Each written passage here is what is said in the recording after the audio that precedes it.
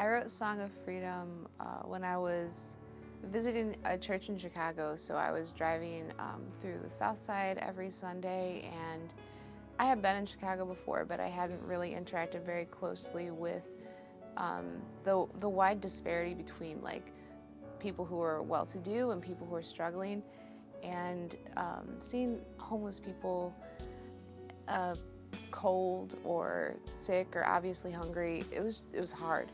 And the church that I went to served those people and gathered a lot of people who had dealt with gang violence or addictions, and it was really heavy. And as I was praying about all of that, God reminded me that He's with them. And I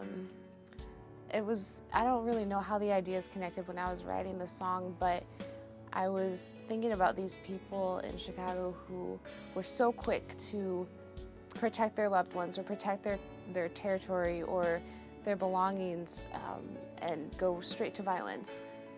And God was showing me that was sort of like a human reaction to a greater purpose, because these people who were so fierce in some ways were really called to be spiritually fierce, and not using guns and violence to fight, but really using prayers and actions to change a culture and change a cycle in their communities. And so the song that I wrote was really proclaiming that hope and that freedom over people who maybe had never known anything different. And the chorus says, "This is the promise, the King is among us. He wars for us, He fights our battles." And it was a really hopeful moment for me, even though I'm not living in that kind of those challenging circumstances. But God is with people who are dealing with circumstances and cycles that they can't break on their own. And He is warring for those people's future and giving them strategy to know Him, to know His love, to know His salvation, and to bring that freedom to other people. So that's really what Song of Freedom is about. God taking people who don't know Him and restoring their lives.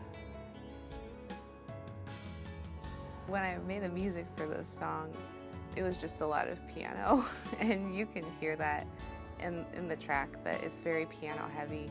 And I didn't really have a vision for many other parts. I was just enjoying playing the piano, enjoying the way the vocal line worked with it.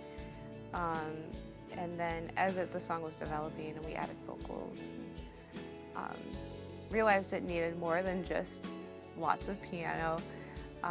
The next thing that was added was drums. So D makes his debut as a drummer on this track, so you need to hear that.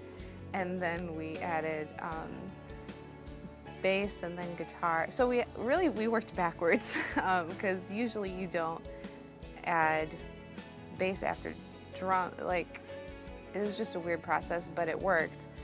And I think it sounds cool. It definitely still has that flowing feeling of being piano driven, but the other instruments, again, as always, bring the song to life. And I was really, really grateful as we were creating this song to see how everyone's own piece to it made it just something really cool, something that I would want to listen to again and again, and not just, oh, that was nice, oh, that was fun.